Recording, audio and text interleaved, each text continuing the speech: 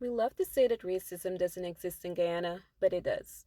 So I want to give my personal example because I know a lot of people share the same story that I do. And I think that by having this conversation, it will really help others to have the conversation as well, and that we can move beyond these racial rhetoric and actually start addressing very important conversations.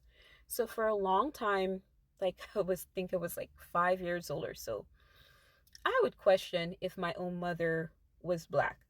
And my mom is black and my dad was Indo Guyanese. He's no longer here, he's passed.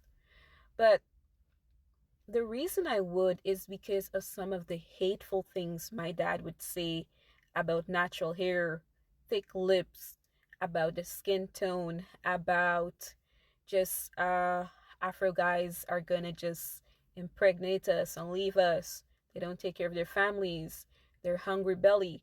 All these different stereotypes, those are things I grew up hearing in my house, in my mother's presence, and she said little to nothing to correct him. So I struggle with that identity of is she really not? Is she black? Maybe she's not black. I just don't know. This is what I was like 5. I was just like, I don't know. But by the time I got to 12, I really started to challenge some of these things because I grew up with, children that were Indo-Guyanese, mixed children like myself, Afro children. They were all my friends. And I would be like, these kids are amazing, nothing is wrong. Like, I started to realize that the things that I was socialized to believe and a lot of the implicit bias I was taught to have, that a lot of them were not true. And I started to challenge that. And I started to just really examine that, okay, a lot of these things that they've said is not true. But really and truly, the inner work and realizing how deep my implicit bias was never really proper unfolded until I traveled to the British Virgin Islands and to America for the first time. That's when I realized that I'm not just mixed. I'm black. These people saw me as black. They didn't care if I was Indo and black and Chinese and all that. They just saw me as black.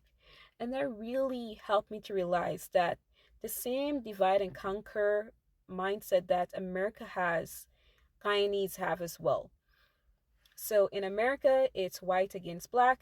In Guyana, it's Indo against black.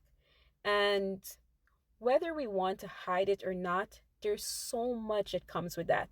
And at first, I used to be like, okay, but I've gone to school, I'm educated.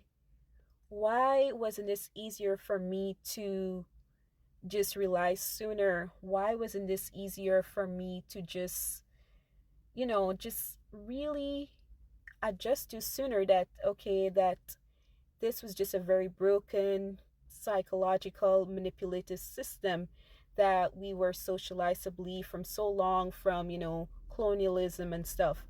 But I realized that for survival and because of the environment, people will assimilate to stuff to ensure that they can fit in because they think that's what society wants them to do.